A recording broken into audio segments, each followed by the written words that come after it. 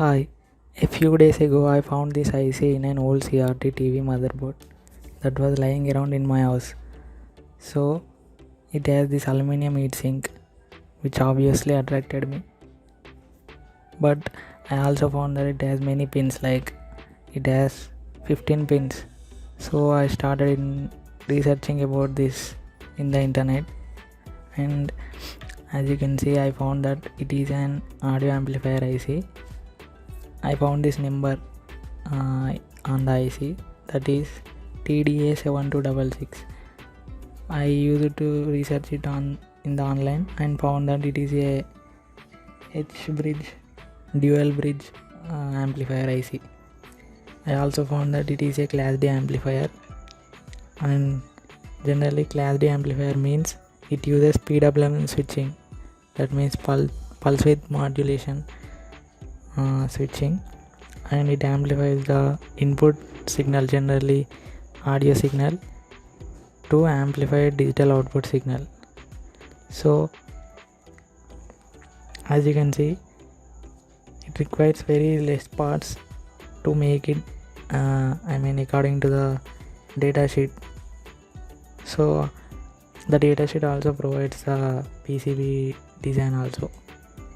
So I thought that first of all I searched for the components, like what are the resistors, what are the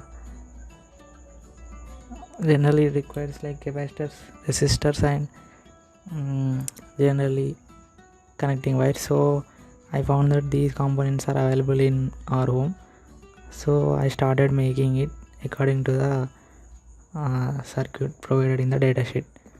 And it also requires very less parts, so I made it in the small breadboard, so not small Vero board.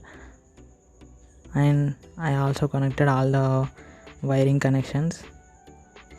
So as you can see, the input power supply wires, the speaker wires, audio output wires, and also the audio input signal wires.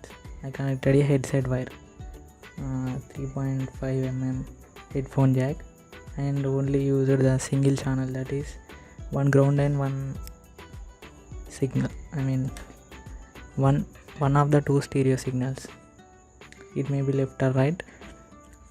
And I tested it actually. I also posted that video earlier last week. It was a great success actually, and now in this video I wanted to give you complete information about how I made it. And that's it guys, I made it in this way. If you also want to build the same circuit by yourself, I would strongly suggest you to use this kind of DC to DC step up or boost converter. What it basically does is it takes low voltage input from, let's say, a battery, and it will have a preset resistor or variable resistor by which you can vary the output to the required output voltage level that you want. So from the data sheet we can see that this IC can work from 3 volts to nearly 18 volts, but 3 volts or 5 volts is not enough, I say. In my opinion, 3 volts to 5 volts is very less for this IC. Okay, I have tested it with the speaker, that is of 10 watt speaker. Okay, but I felt that voltage is very less for it, so we can use that DC to DC converter, or else you can use like very big adapter, like 12 volts adapter also as an input, so that it will be perfect for the power requirement of the circuit to work.